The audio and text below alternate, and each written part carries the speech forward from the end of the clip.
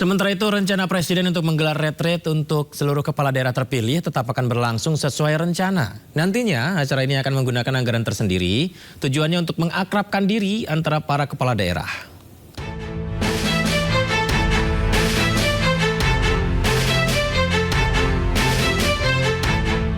Retret para Menteri Kabinet Merah Putih yang digelar pada Oktober lalu nyatanya menjadi salah satu cara Presiden Prabowo membentuk keakraban. Presiden Prabowo pun berencana kembali menggelar retret untuk seluruh kepala daerah terpilih hasil Pilkada 2024. Retret ini akan digelar serentak usai putusan MK.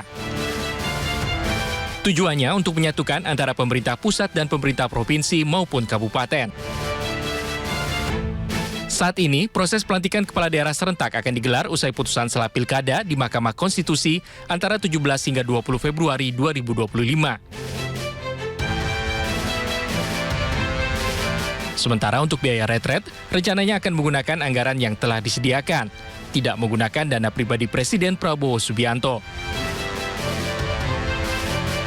Rencananya retret akan digelar di Akademi Militer Magelang. Retret kali ini menjadi momen penting untuk sinkronisasi antara pemerintah pusat dan pemerintah daerah. Dan juga keinginan Bapak Presiden ya bahwa seluruh kepala daerah juga akan dikumpulkan seperti dulu para menteri dan kepala badan wakil menteri dikumpulkan di Magelang. Jadi kita mempunyai persepsi yang sama terhadap masalah-masalah yang dihadapi oleh pemerintah. Nah, apalagi sekarang ini terkait dengan daerah, tentu harus ada sinkronisasi kebijakan pusat dengan daerah, terutama juga melaksanakan program-program pemerintah pusat supaya juga dilaksanakan oleh pemerintah daerah. Saat ini sejumlah daerah telah memilih pemimpinnya masing-masing, diantaranya pasangan Pramono Rano yang terpilih menjadi gubernur dan wakil gubernur Jakarta. Sementara Deddy Mulyadi dan Erwan Setiawan sebagai gubernur dan wakil gubernur Jawa Barat terpilih. Kini pelantikan dan retret menunggu hasil putusan sidang sengketa Pilkada 2024 di MK. Tim Liputan iNews melaporkan. Pemirsa, Wakil Presiden Gibran Rakabuming Raka menghimbau masyarakat memanfaatkan fasilitas cek kesehatan gratis yang disediakan pemerintah.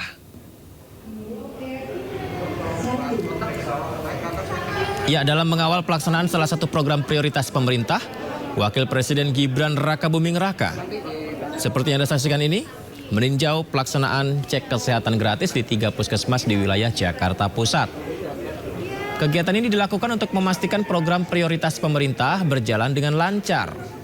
Dalam tinjauan yang dilakukannya, ditegaskan oleh Wapres bahwa belum ada keluhan dari masyarakat terkait program ini. Meskipun begitu, pelayanan dan registrasi manual tetap bisa dilakukan terlebih bagi para lansia yang tidak terbiasa menggunakan aplikasi digital.